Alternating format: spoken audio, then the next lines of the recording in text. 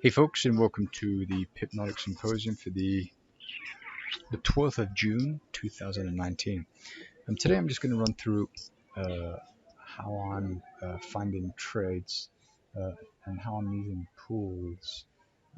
Pools is just like a utility that I use to help me enter the orders in the market. But you don't need it. You don't need it at all. It's just something that I'm using to help me do that. But I said, like in the chat there, that I'd show it quickly, and then you can uh, just perhaps see what I'm doing.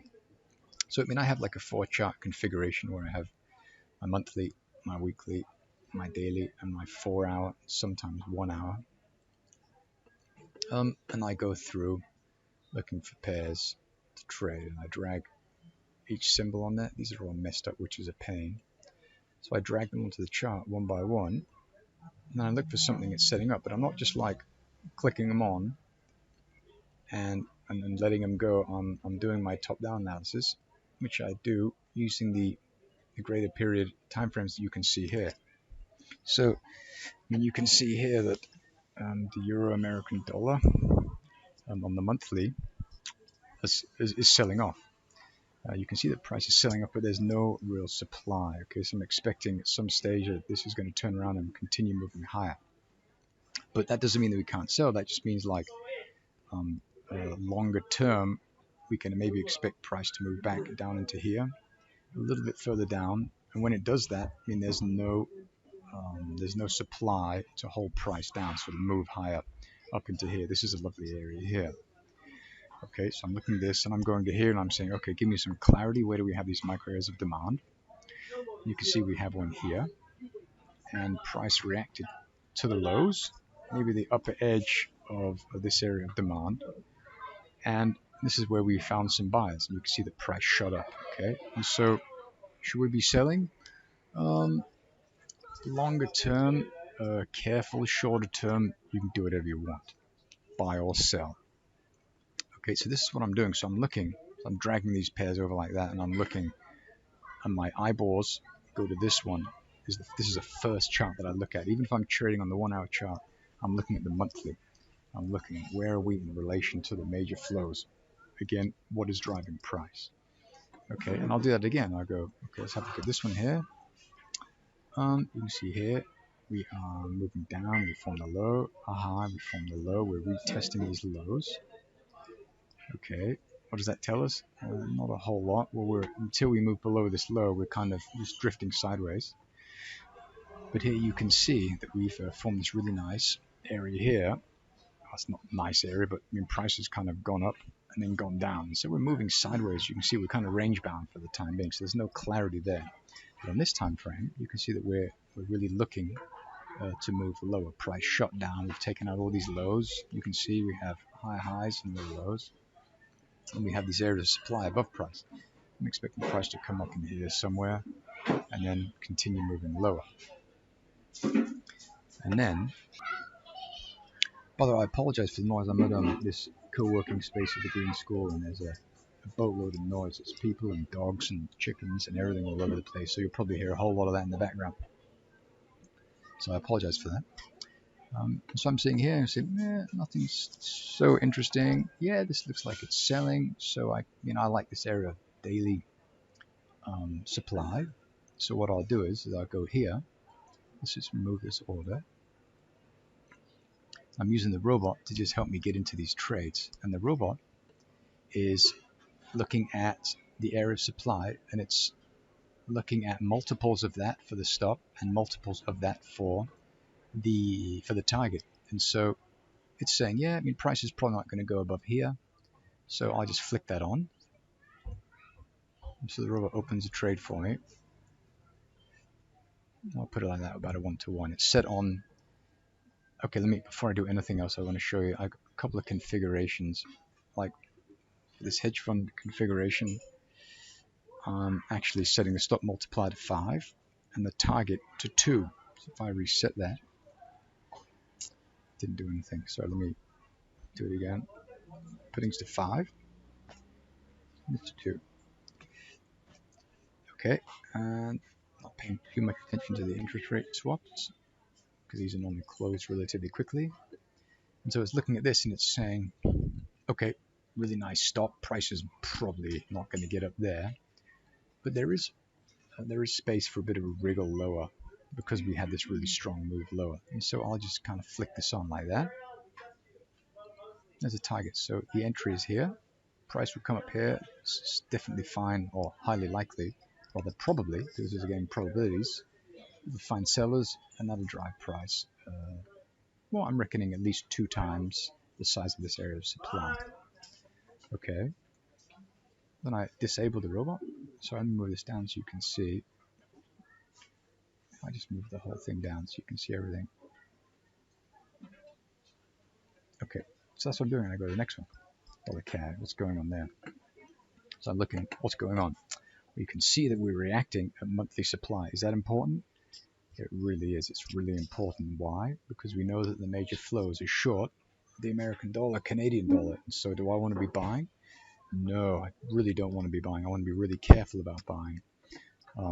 Maybe buy intraday, but longer term, I think it would be a safer bet to be short. And you can see here why. We have a high. This is a monthly high, a low monthly high, a monthly low, a low monthly low. And there's no demand until we get down to here. Well, the beginning of the buy zone is around here where these lows are here. So there's plenty of room, and there's no demand in here. There's a little bit of demand here. Yeah. But that's it. There's not much else. Okay, so we can continue to sell until we get down to around here. There's nothing in here. This is just levels, testing levels. So we have a lot of children in here, so we can expect the price is going to continue wriggling lower. And I go here. I say, okay, well, show me where those areas are. Where's supply? We want to sell supply. Well, you can see that we have this. This is a really nice area up here, but I'm doubtful that price is going to get up that far because of this big move. I think something around here is looking pretty interesting. So I'm going to have to go to the 4-hour chart to have a look at that. You can see that here. So this is a 4-hour release. We have that daily supply that we saw on the other chart, and we have a parent, child, price left, and it's actually this area of supply that caused excuse me, because this is the demand here. It's not great demand because price didn't go very high, so it tells me this is here. So we had this area of demand. Price came down, accumulated for one period, then we left. And price tried to come close to it, didn't. Here we got to it, and then price came down. We sat on a level. We sat here, and we were accumulating orders to do what? To move price lower. So this area of supply is responsible for consuming this demand. Price cut through it, so this is where price will very likely react next time. And again, we don't have to be right every time. This is a game of probabilities. But if you look at all the trades from the past 3 months, oops, I mean, we haven't lost one. If we look at the statistics here, we have a 100% hit rate on shorts and longs, which is remarkable, which is not normal. But this is because my stop, I'm giving, I have a very good feeling, which is irrelevant. I don't care about my feelings in trading. There's the probability that price is going to turn around here long enough and far enough to hit this is very high. And so I don't want my stop getting too close to muck that up.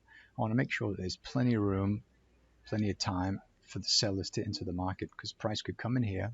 It'll probably have to poke above this high, this area of supply here, potentially poke into this child, or maybe even this parent here, before we attract enough sellers to enter the market, because this will be real value here. This will be an attractive price, a good high price to sell.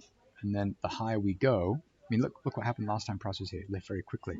So when price comes back up to this level, I think we're going to attract some selling again. And so this is what I'm hoping for. But if my stop is just above here, well, then it's going to be a bit of a struggle, because price will maybe have to do a stop run to release liquidity into the market. The smart money will buy back up to fill their position to drive price lower. Okay, so that's what we're looking at there for that. Let's do another example. Go back to the 4-chart configuration. I'll go to the dollar yen. What's the dollar yen doing? We got this kind of lower highs and higher lows, and so range bound for the time being.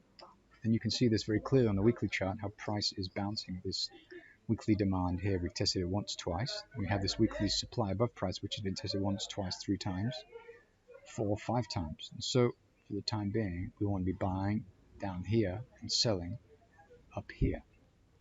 Okay, so if you look at this, you can see the price is just drifting lower. We have some serious downtrend biases here on the daily chart. You can see price is having a struggle moving high. You can see these white candles being drawn here. This means that, is this buying? No, this is orders being filled. Okay, so price is going up. We're seeking liquidity to do what? To drive price lower. Found a few more. Some people got on here, others got on here. Price cut away, and now we're expecting the price will have another dump lower from there. Okay, so we have this one here, which is interesting. So we want to find an area to sell at, and you can see here the software says this would be a good area to sell at. I sit here scratching my head and I think, I don't know if that's such a good idea. I like the release, and so we could certainly let the robot trade that area, or we could use a bit of discretion and say, no, I don't want it to trade there. And this is just an example. Price will likely bounce there, but I'm just trying to emphasize that discretion is definitely needed. So even though we have a robot that's trading for us, it's not an ATM you switch on and you walk away from and it fills your bank with money. It doesn't do that. It won't do that. And if you switch it on and leave it, it'll probably empty your account. So you have to still apply discretion, which is what you can see that I'm doing here. So we'll go to the next one. And what do we have here? Well, you can see that price for the monthly prices means reacting at these highs here. You can see the supply here. Okay. Only go to the top. This is kind of the high of the accumulation before the release. So this is where the beginning of the sell zone is. Price poked into it, and now we left. What does that mean? Well, that means that we might move lower. We have a low, low, high, high, high. Connect the lows. Price is having a tough time, but we're looking like we're going to cause market structure to fail and move price to the downside. Do we have any demand? No, we don't have any demand until down here. The beginning of the buy zone is just here. Okay, so we have a short. I want this candle to close below this trend line, which it hasn't done yet. So I'd like that to close, or we could cheat. We could go to the weekly chart and look for those candles to close. And by golly, they've already done so. We connect those major swings. See, this has already happened. So the trade took place here. We had this really nice area of accumulation. Price traded below. We tested that area of supply that caused market structure to flare. Then price dumped. It really went down. So if I enter as there, and it went down 215 pips, which is a lot. Okay, so does that mean it's not going to continue moving down? Well, I think it's going to continue moving down, but we're going to have to move price higher to attract sellers. We have some demand here, which has been tested. Maybe, yeah, which has been tested. And so I'm thinking that price will come down here somewhere and move down. The robot thought that as well. So yeah, I think price is going to go up to that level roughly and move down. So we have this area of demand, which isn't pretty because these are areas above areas, so I expect price to cut through it, but it's tested once. This area got close to removing it. This area caused it to move down, but I'm thinking that price won't come up to that area of supply, and it'll just stop at this resistance. Sorry, support becomes resistance line, and then move down from there. This is a lovely area here, so I'll look forward to buying once price comes back down there, but it's really far away from price. Okay, so let's do another example. Go to the Aussie dollar. What are we doing here? Well, the Aussie dollar is kind of nesting. We haven't quite gotten there, but we have some pretty messy demand down here. Okay, price formed this area of monthly supply. It's been tested once, twice, many times, and then it's leaving. We have this really ugly kind of pattern there. There's no nothing. There's no clarity here. We can just see that we're moving lower. On the weekly chart, let's have a look. You can see that price had a really tough time closing below these lows here. And if we have a look at this low, excuse me, hiccups, you can see, I love this. I'm going to be precise. It's about there. Where did it come to? A wick. Here we have release, we have accumulation, we have this high. Price popped through, a slingshot, got pulled back here, and then it released. Boom. It's amazing how that happens. So you can see still not a lot of clarity. Looks like there's some buyers involved once we get down around there. So if we go to the daily chart and have a look, you see that we're looking to move price higher-ish. It's not beautiful. You can see we have kind of a low, kind of a high-ish, not really, kind of something like that. And so this is kind of just going into that area of demand. This is essentially the second point for this market structure. There. Go to the 4 hour. This is a pretty nice release. How price came down, poked up, tested this area here. Boom. We formed this channel. Price came up, and now we're moving back down towards that area. Is this a good area? It's not a really good area. Okay, it's not like this area. It's an area because I'm giving plenty of space for my stop and have my reasonable target there. I'm thinking we'll potentially get a bounce there. You could go down like this, test those lows, and I think I'll do that because I don't like trading. I don't like doing this where you have price coming down, price comes up a bit. I don't like buying this. I like to look at the move. I like to look here. I like to look at this. I like to look at the leg that the whole move is standing on, because this is where the demand. This is just reactions to the demand that you'll see in this leg here. All right. Cool. So we've got that. Will it work out? No idea, but there's a pretty good likelihood we'll have a bounce big enough to touch that. Okay, we'll do one more. We'll do the Hong Kong index. My friend Philip, who I know is eyeballing this chart. So let's have a look. Put this on the big time frame. What's it doing? Kind of stuck. Here we have a high, we have a low, and now we're kind of moving sideways, which you can't see. There's no clarity there. So go to the weekly, then there's clarity. Then the software is shining and telling us what to do. We have this weekly supply, which price got close to. Okay, this is about the time Donald Trump was jabbering about the trade wars. And now we have this area of demand that's formed. We had a very nice release. Notice also that we had an area in here, like a weekly accumulation to do what? To drive price lower. Really ugly. It's like a pin bar. I don't like those that much, but you can see that there's a pause there, an exchange of liquidity. Then we have this here, and this is what we're looking at. So price, there's no real demand in here. There's nothing really. I wouldn't be keen on buying anywhere there. This is the area I really look forward to buying at, but it's still pretty far away from price. And fundamentally, these trade wars are kind of dragging on. Maybe there'll be some diplomatic words coming out of Trump's mouth, fingers crossed, that will maybe alleviate a lot of the pressure that we're seeing here. But yeah, price came up to this accumulation. We had price gap down. I was coming up to the upper edge, the beginning of the sell zone for this price structure. And the robot says, well, I want to sell there. Let's see why. Yeah, and I can see the reasoning for doing that. I prefer this one here. And so, as a matter of fact, I'll go to the daily chart. I'm going to go to the daily chart, and I'm going to remove this, and allow the robot to take the daily level, which is done. I'm going to give it a little more space for the target. I'm going to do a 4,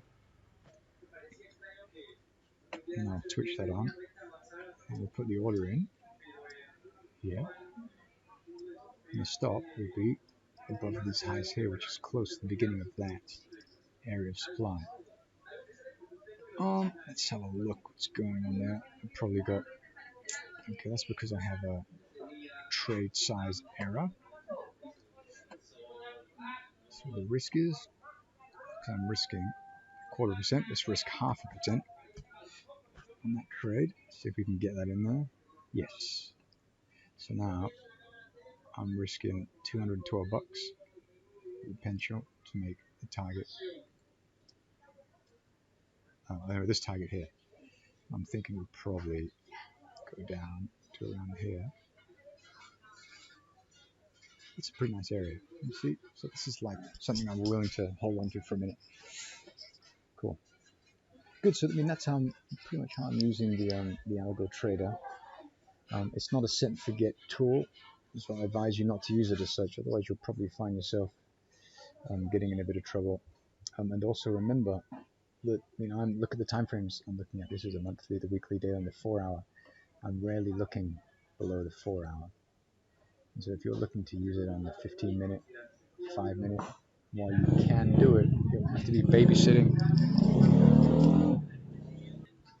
Sorry, pause there to let that motorbike pass. You'll probably be babysitting these positions a lot more, and then you're subject to intraday volatility as well. So just be careful with that. And I think we'll probably be all right. Good. Well, I'll leave it at that.